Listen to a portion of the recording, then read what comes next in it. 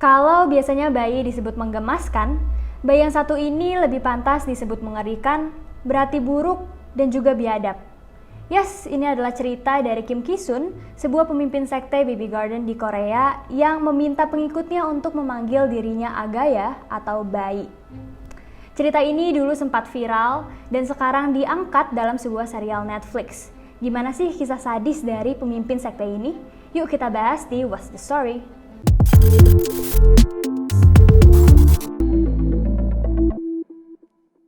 Kita mulai cerita ini dengan profil dari Kim Ki-sun sendiri. Kim Ki-sun merupakan seorang wanita yang lahir pada tahun 1940. Dia ini sejak kecil udah kehilangan kedua orang tuanya. Nah, hidupnya bisa dibilang kurang berkecukupan lah. Oleh karena itu, dia harus belajar biar bisa jadi kaya dan juga mendapatkan kehormatan dari orang lain. Tapi mimpinya ini kandas ketika dia sudah menikah dengan seorang anak dari pendeta dan juga memiliki seorang putra. Nah, perjalanan Kim Ki-sun dalam kesesatan dimulai pada 1978. Dia sebenarnya awalnya bukan merupakan pemimpin sekte, melainkan merupakan salah satu pengikut dari Lee Gyo-bu yang juga mengajarkan ajaran sesat.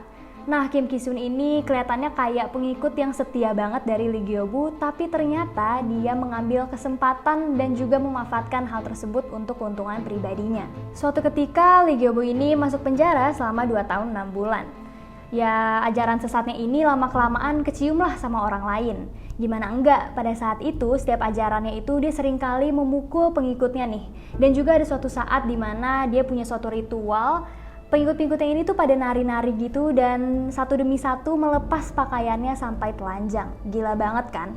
Tapi sebenarnya Lee Gyo-bu ini nggak dipenjara karena alasan ajaran sesatnya, melainkan dia memukul pemuka agama lainnya. Jadi pada saat itu perkumpulannya bisa dibilang bikin resah lah. Akhirnya para pemuka agama lain mendatangi dirinya dan juga menasehatinya. Tapi bukannya mendengarkan nasihat dari mereka, Lee Gyo-bu ini malah memukuli pemuka agama tersebut. Jadi akhirnya dia dituntut dan juga masuk penjara. Saat di penjara inilah Kim Ki-sun akhirnya mengambil kesempatan dalam kesempitan. Dia mulai berkhotbah untuk menggantikan Lee Gyo-bu ini. Nah, untuk mendapatkan kesetiaan dan juga kepercayaan dari pengikut Lee Gyo-bu, dia mengatakan kalau misalkan dia udah mengunjungi Lee Gyo-bu di penjara dan dirinya diamanahkan sebagai orang pilihan untuk menjaga para pengikutnya, memimpin mereka dan juga menyatukan mereka kembali. Dan yes, bener aja dari sinilah dimulai pengikut para Lee Gyo-bu ini mulai berubah haluan menjadi pengikut dari Kim Ki-sun. Dari situ, Kim Ki-sun memunculkan sekte baru. Tahun 1982 menjadi awalan dari sekte ini yang disebut juga sebagai Aga-dongsan atau Baby Garden, di mana dia di sini adalah Tuhan. Dan sekte ini juga sebelumnya sebenarnya bernama Taman Eden, tapi kemudian dia mengubahnya menjadi Taman Bayi atau Baby Garden ini. Seperti yang aku bilang tadi, dia menamai dirinya sendiri sebagai Agaya atau bayi berusia 3 tahun. Kenapa? Ya alasannya karena kalau misalkan ceritanya dia mau pergi ke surga nih ya, dia itu harus menjadi anak kecil. Atau kalau misalkan dia membuat sebuah kesalahan, ya para pengikutnya harus memaklumi dirinya karena dia adalah anak kecil. Gila banget kan? Sekte Baby Garden ini didasari oleh embel-embel Kim Ki-sun yang akan menciptakan sebuah surga di bumi, di mana sekitar 300-400 orang ini ikut ke dalam kerajaan abadi yang disebut oleh Kim Ki-sun ini.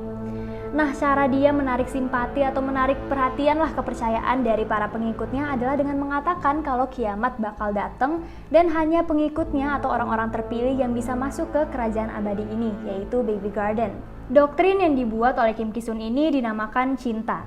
Basically, orang-orang yang mau masuk ke kerajaan abadi harus mencintai. Terdengar fine-fine aja, tapi tunggu. Bukan mencintai sesama, melainkan mencintai Kim Ki-sun sebagai Tuhannya. Yes, jadi orang-orang atau para pengikutnya ini harus mencintai Kim Ki-sun aja. Orang-orang pun akhirnya terpengaruh untuk tinggal di kerajaan tersebut karena mereka benar-benar ngerasa kalau misalkan tempat itu ya bisa dibilang surga di bumi lah. Dan jiwanya juga akan hidup selamanya kalau misalkan mereka berada di kerajaan tersebut. Orang-orang ini percaya bahwa pada saat itu Kim Ki-sun memang merupakan Tuhannya, yaitu Kristus kedua. Terus dana buat bikin kerajaan ini atau Baby Garden dari mana sih?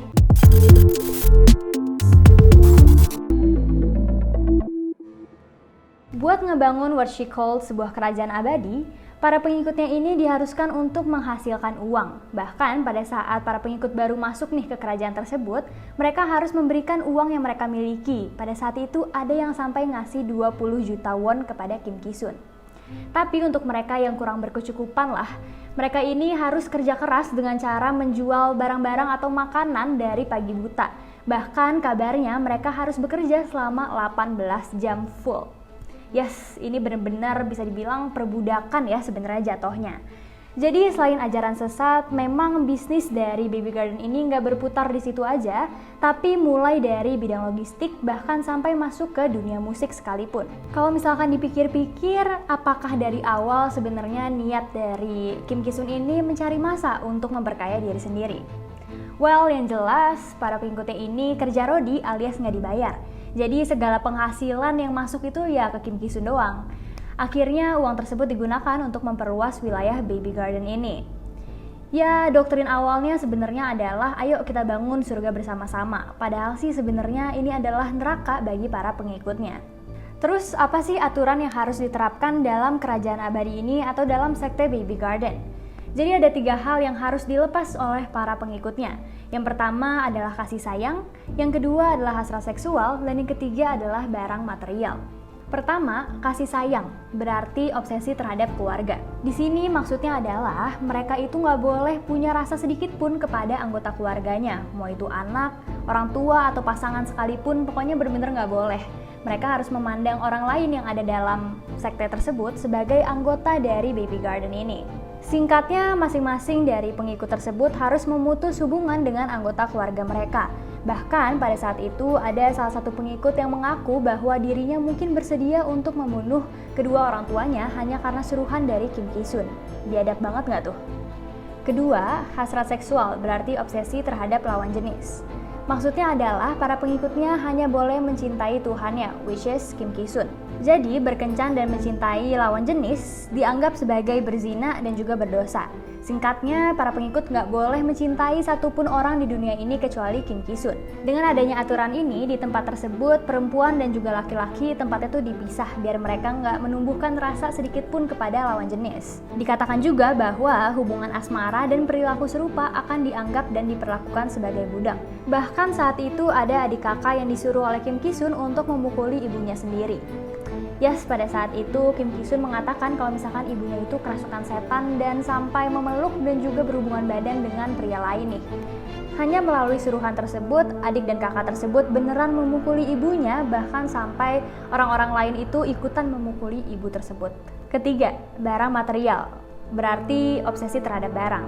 Jadi para pengikutnya ini pada saat itu hanya bekerja doang lah, yang tujuan utamanya adalah untuk menghasilkan uang yang ditujukan hanya untuk kepentingan dari Kim Ki-sun sendiri.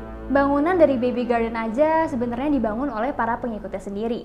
Bisa dikatakan bahwa apapun hasil kerja keras dari para pengikutnya ini sama sekali nggak dibayar oleh Kim Ki-sun. Jadi para pengikutnya benar-benar hidup hanya untuk menjadi budak atau pelayan dari Kim Ki-sun.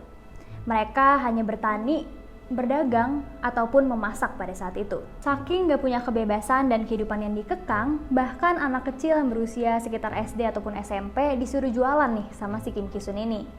Mereka disuruh menarik simpati orang lain untuk membeli barang yang dijualnya dengan cara berpura-pura menjadi yatim piatu dan memohon-mohon kepada mereka untuk kayak tolong dong beli barang yang saya jual ini. Jadi ya benar-benar mereka tuh menarik perhatian dan juga simpati dari orang-orang yang ada di sekitarnya. Tidak hanya itu, anak-anak ini juga nggak diizinin untuk bersekolah. Konsepnya kayak dunia akan kiamat, jadi untuk apa belajar? Itulah kira-kira. Jadi yang udah sekolah ini disuruh untuk berhenti sekolah. Tujuannya ya biar mereka tetap bodoh dan mau untuk dibodoh-bodohi. Oke, next. Kalau misalkan ada aturan, pasti ada hukumannya dong, of course. Jadi hukuman bagi orang-orang yang melanggar peraturan dari Kim Ki-sun atau melakukan hal-hal nih yang gak sesuai kehendak dari Kim Ki-sun ini, mereka mendapatkan hukuman yaitu dengan cara dipukul. Pukulannya bukan pukulan biasa, melainkan pukulan barbar. Bahkan gilanya lagi adalah orang yang melakukan pukulan pertama adalah dari anggota keluarganya sendiri. Biar bisa dikatakan sebagai sebuah pendisiplinan lah dan hukumannya bisa dikurangin. Contohnya banyak, tapi ada salah satu kasus di mana ada satu anak sekitar 5 SD gitu, dia berusaha kabur dari tempat tersebut. Tapi usahanya ini gagal karena pada saat dia lagi berusaha nih untuk kabur, dia langsung ditemukan oleh orang dewasa yang berada di baby garden ini. Akhirnya dia langsung diseret kembali ke tempat baby garden dan disitulah dia dipukuli oleh Kim Ki-sun sampai hampir meninggal. Terus ada juga salah satu kasus yang paling parah, yaitu cerita dari seorang anak berusia 7 tahun bernama Nagui. Kejadiannya pada tahun 1987. Nagui saat itu lagi buang air besar dan isengnya dia memberontak dengan cara mengoleskannya ke dinding. Pada saat Kim Ki-sun mengetahui kejadian tersebut, Kim Ki-sun langsung merasa atau menganggap bahwa Nagui ini kerasukan setan dan juga harus diusir. Seperti yang aku bilang tadi, tindakan pendisiplinan harus dilakukan oleh anggota keluarga terlebih dahulu. Jadi pada saat itu Kim Ki-sun akhirnya memanggil bibinya Nagui dan menyuruhnya untuk menghukum keponakannya sendiri. Karena pada saat itu orang tua Nagui itu lagi kerja, jadi mereka lagi pergilah dari baby garden ini. Nah, mengejutkannya ternyata Nagui ini ditempatkan di sebuah kandang babi dengan keadaan yang sangat memprihatinkan banget, yaitu bajunya udah terlepas dan juga tangannya sudah terikat. Di kandang babi tersebut, bibinya Nagui ini benar-benar menuruti perintah dari Kim Ki-sun karena ya mau gimana lagi, dia nggak punya pilihan. Di situ dia benar-benar menghukum Nagui dengan cara memukulinya dan juga memberikan kotoran sebagai makanan kepada Nagui. Keep in mind bahwa Nagui ini dipukuli dengan menggunakan tongkat kayu yang memiliki paku di tongkat tersebut. Singkat cerita, suatu ketika si pemimpin sekte baby garden ini atau Kim Ki-sun kembali menghampiri Nagui yang berada di kandang babi tersebut. Dia kembali memukulinya berkali-kali dan karena Nagui ini kan bisa dibilang anaknya polos ya. Dia pada saat itu kondisinya udah gak berdaya, lemes dan gak tahu kenapa sih dia diperlakukan seperti itu. Jadinya ya Nagui gak bisa berteriak kesakitan juga, dia benar-benar terdiam aja. Hingga akhirnya pada tanggal 14 Agustus 1987 Nagui meninggal. Kim Ki-sun mengatakan bahwa kematian dari Nagui ini merupakan pengorbanan dari Nagui dan dengan balasannya, anggota keluarga akan mendapatkan berkah dari surga. Dan gilanya, Kim Ki-sun gak berhenti sampai situ aja, dia menyuruh ibunya Nagui untuk menandatangani surat kematian anaknya sendiri yang dikeluarkan oleh pihak RS ini, yang mengatakan bahwa gagal jantung sebagai penyebab dari kematian Nagui ini. Yap, ibunya beneran menandatangani surat tersebut dan bahkan membawa surat kematian tersebut ke pihak berwenang tanpa terlihat emosional sedikit pun. Setelah itu, tubuhnya Nagui ini dikremasi dan juga abunya nggak sama sekali diberikan kepada anggota keluarga. Menurut laporan, juga ada 2 orang lainnya yang mati karena kekejaman dari Kim Ki-sun ini. Bukan cuma tega, si ibu satu ini beneran bejat banget juga sih. Karena dia melakukan pelecehan seksual terhadap banyak pria muda. Dirinya diketahui telah tidur dengan banyak pria muda yang berusia 20-an. Sudah jelas bahwa tipe dari Kim Ki-sun ini adalah pria muda yang tampan. Pada saat itu, karena ke-brainwash oleh kegilaan dari Kim Ki-sun ini, sebenarnya mereka senang-senang aja ya, karena pada saat itu kan mereka emang cuman boleh sayang dan juga cinta kepada Kim Ki-sun, dan bahkan menurutnya akan baik kalau misalkan Tuhan menjadi kekasihnya. Udah tahu ajarannya nggak bener, kok masih bisa aja percaya? Well, jawabannya adalah karena mereka udah ke-brainwash nih sama kegilaan dari Kim Ki-sun ini. Sebenarnya ada kok beberapa orang yang berhasil kabur dari tempat tersebut, tapi mereka kurang bukti dan masa dari Kim Ki-sun ini tuh banyak banget, jadi pasti banyak banget orang yang ngebela Kim Ki-sun. Jadi bisa aja kalau misalkan orang yang melapor tersebut bakal kalah dari masa-masa tersebut. Tapi ya karena laporan-laporan yang masuk semakin banyak, jadi mulai diinvestigasi lah atau mulai diselidiki si Kim Ki-sun ini. Sampai akhirnya di tahun 1996 bulan Desember dilakukan penangkapan terhadap Kim Ki-sun ini yang pada saat itu di baby garden lagi melakukan kebaktian gereja. BTW iya, jadi sekte ini memang masih memiliki kegiatan keagamaan di mana Kim Ki-sun ini tuh melakukan khotbah lah. Ya khotbahnya bisa dibilang emang udah pasti nggak bener dan nggak jelas sih sebenarnya. Tapi sayang penangkapan itu nggak berhasil karena dia berhasil kabur dibantu oleh salah satu pengikutnya yang pada saat itu merupakan wanita tangan kanannya. Padahal pengacara Kang Min-ku yang pada saat itu merupakan kepala jaksa di kantor Kejaksaan Distrik Suwon mengatakan bahwa malam itu merupakan waktu yang tepat bagi mereka untuk menangkap sekte tersebut. Walaupun biangnya adalah Kim Ki-sun, tapi kan para pengikutnya juga melakukan tindak kriminal. Jadi kalau misalkan ditangkap pada waktu mereka lagi berkumpul, semuanya kan bisa ditangkap secara bersamaan. Tapi dari sinilah akhirnya si Kim Ki-sun menjadi DPO. Setelah segala usaha dilakukan oleh pihak berwenang untuk menangkap Kim Ki-sun ini, Sampai pada suatu saat di mana Kim Ki-sun akhirnya menyerahkan diri nih kepada pihak berwenang. Di situ dia terlihat arogan, gak pengen ada orang yang menyentuh dirinya sedikit pun, dan dia juga terlihat percaya diri bahkan masih sempat-sempatnya untuk merapikan rambut. Nah, pada saat itu sebenarnya alasan dia menyerahkan diri adalah karena ada 2 orang pengacara yang bilang kepadanya kalau dia tuh bakal dilepasin setelah 3 hari. Tapi nggak sesuai dengan harapannya, ternyata nggak mungkin lah ya dia dilepasin dengan begitu aja, jadinya kasus ini semakin besar lah ternyata. Tapi sayang, lagi-lagi kasusnya ini macet karena berbagai alasan. Salah satunya adalah Ibu Nagui yang nggak ingin bersaksi secara jujur di pengadilan untuk anaknya. Pada Maret 1997, Ibu Nagui mengatakan di pengadilan kalau misalkan anaknya ini, yaitu Nagui, meninggal karena serangan jantung. Padahal orang-orang yang juga memukuli Nagui udah mengaku kalau misalkan mereka itu bersalah. Well, of course, Ibu Nagui melakukan hal ini hanya karena suruhan dari Kim Ki-sun yang pada saat itu lagi bersembunyi. Tapi ya menyedihkan banget nggak sih? Bayangin seberapa besar pengaruh dari Kim Ki-sun ini, yaitu seorang pemimpin sekte sesat yang bernama Baby Garden, bisa mengalahkan rasa kasih sayang dari seorang ibu kepada anaknya. Jadi memang yang ditekankan oleh penegak hukum adalah kematian dari Nagui dan juga kasus 2 orang lainnya yang mati karena kegilaan dari Kim Ki-sun ini.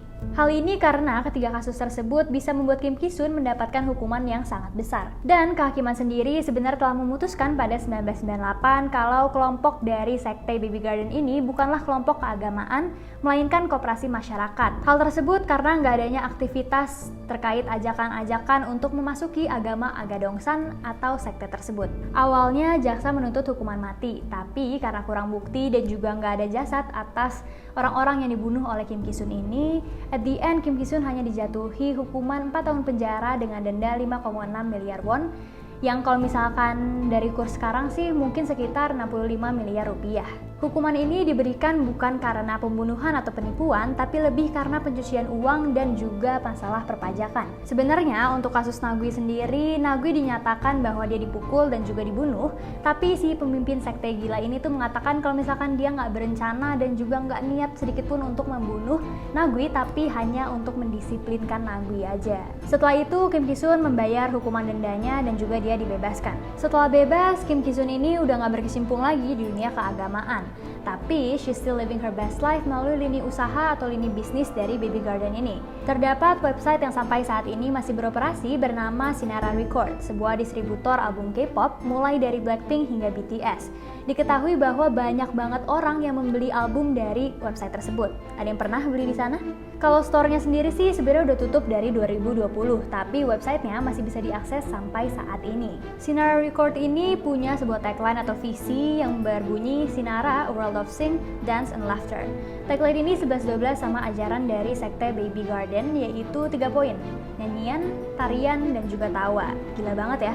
Bisa dikatakan bahwa ajaran dari sekte Baby Garden ini masih dipakai nih sampai saat ini. Karena hal ini, akhirnya pihak dari Kim Ki-sun menuntut Netflix sebanyak 10 juta won atau sekitar 117 juta setiap hari saat episode ini terus ditonton oleh orang-orang. Oke, itu dia kisah nyata dari sebuah sekte sesat yang bernama Baby Garden, yang diceritakan dalam serial dokumenter Netflix bernama In the Name of God, A Holy Betrayal. Nah, cerita ini tuh bisa dibilang sebuah kisah pelaku yang melakukan penipuan, pemerasan, pelecehan seksual, perbudakan, bahkan hingga penyiksaan dan juga pembunuhan. Gila banget kan? Segitu dulu aku Brin signing out. Next, mau bahas apa lagi nih? Tulis di kolom komentar ya. Bye!